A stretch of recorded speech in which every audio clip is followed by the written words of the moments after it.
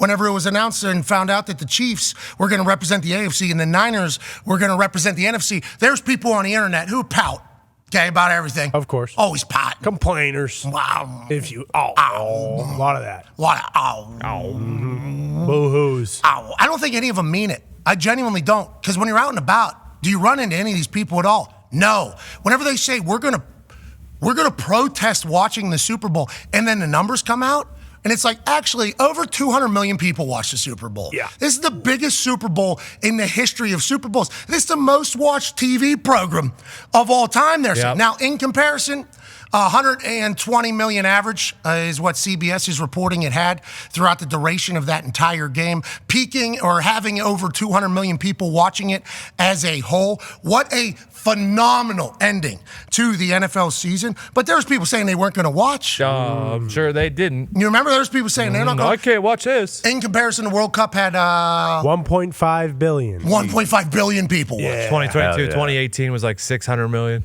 So, I mean, there's a lot of room to grow. And that is certainly where Roger Goodell's trying to do in a global expansion part. But they're saying that $650 million was made by CBS off of ad revenue.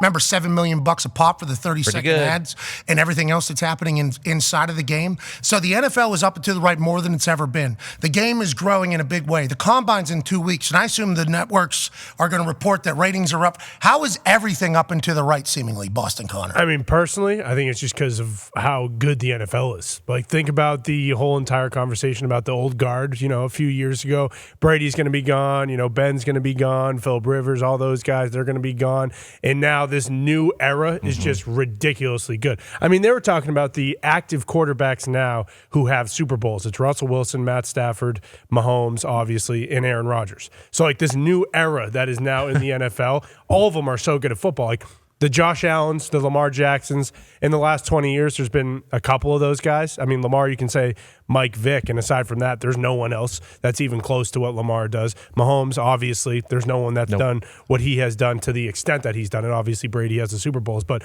the league is just so good and so young. And these guys come in right away, and they're filthy. I mean, we were talking about C.J. Stroud before the show and how great he is. I mean, talk about a face of the league type guy. Like, everything he does is perfect. Sweet. Awesome. Yeah. Everything he does is sweet. And Mahomes is the same way. And Mahomes is winning Super Bowls at the same time. So, like, how could it not be up until that? And Josh Allen. I mean, we haven't even really dove into him potentially having his greatness run that we all expect out of Josh Allen being the prototype. And you think about that entire AFC side. Anthony Richardson is obviously going to go up and to the right for the Indianapolis Colts. Trevor. But as the team, I mean, Roger Goodell's got to be sitting in his, we assume, marble chair. Right, we assume at this point. No, we saw that big leather one, old, big brown leather stupid chair in his basement that hasn't been redone since 1985. No, but he puts that on top of a marble. Oh, okay. I think it was old dusty carpet last time we saw his basement. Yeah, but they put the carpet over top. He could definitely afford marble. Yeah, it shipped in from Italy. Yeah. Okay. Marble on top of that thing, on top of the ivory tower that he's sitting in New York. Like, all these things as he's sitting on a throne like this with the other 31 billionaires that are around them. They have to think, we're the kings. Oh, yeah. They have to think that with how young the league is, and how exciting the league is, and how the game is growing, not only here, but internationally as well. They're having a game in Brazil next year to kick off the entire NFL season. And I know soccer, which we just referenced there, having 1.5 billion people watch its World Cup final, was United States MLS superstar Lionel Messi put on an absolute show. But it's like they probably view as football just in its early stages of growth in this entire thing, D-Bud. What a time to be covering the NFL. What a time. NFL is still king. You mentioned all this young talent, all these great quarterbacks, teams. I think the odds for the Super Bowl next year came out. Chiefs aren't there, but like who else is going to win one in this Patrick Mahomes era? Remember MJ, 6 for 6. Yeah.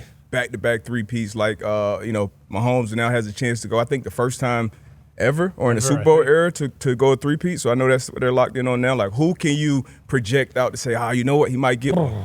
Patrick Mahomes also the first NFLer to be in the record books. I learned this on First Take this morning. They put a graphic up, and it was pretty good. First NFL player, whenever you combine all the Power 4 leagues, in his first 7 seasons, even though he's only played 6 of them, to have 3 world championships and 2 MVPs. He's the first NFL guy to ever do that. Yep. There's been a couple NBA people that have done that. There's been a couple MLB people that have done that. There's been a couple, I think, NHL. I think there's one NHL for the Canadians. And he's the first ever football guy that's ever been on there because of the parity, obviously, and you're supposed to take some time whenever you get into the NFL to have success. This dude's only 28 years old. And to your point, Darius, we're having a conversation earlier in the think tank. Yeah, we were. Okay? And I'm pumped for Anthony Richardson. Okay? Should be. I am pumped for Anthony Richardson. I would be too. I legit, after watching him live, I am pumped for Anthony Richardson. Yes. Have no idea what he's going to be like. Fourth quarter, meaningful game, everything on the line. Mm-hmm. Is he going to be a guy or not? That is an actual question. I assume he's going to be, but that is still a question with how this whole season went. We didn't really see anything. We remember that 2-point play that he had in college, so it's like probably has the it factor, but we're talking, 50 million people watching AFC Championship game. Is he a guy or not? We started talking earlier. It's like, if he's not and it takes him some time, it's like we're staring down a world where Patrick Mahomes is representing the AFC. You watch that game on Sunday. He had to have a game-tying drive that was only stopped by the clock. And then he had to have a game-winning drive in the same game with 202 million people watching, and it's like not a problem. We all completely understood it's going to take place. How many other killers are out there in the NFL?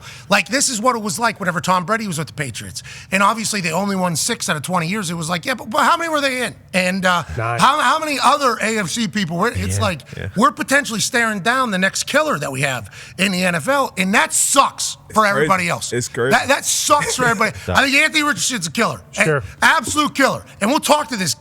We won't talk to Harrison Butker, just put on, obviously, a historic year. He's going to be in the conversation of being a great of all time whenever it's all said and done, especially with the kicks that he's had. He has Adam Vinatieri, like, Super Bowl kick moments in his resume already, so he's phenomenal. But it's like, this sucks thinking about for any other team's fan base. It was a sad conversation that we were having because, you said love Anthony Richardson, but is he going to beat Patrick Mahomes? Probably not. And Gumpy said, whoa, we don't know. You said probably not. Not me. Don't put words in my mouth. I'm the only optimistic one. And then you asked Gumpy, and Gumpy's like, yeah, we're never winning one. And I was...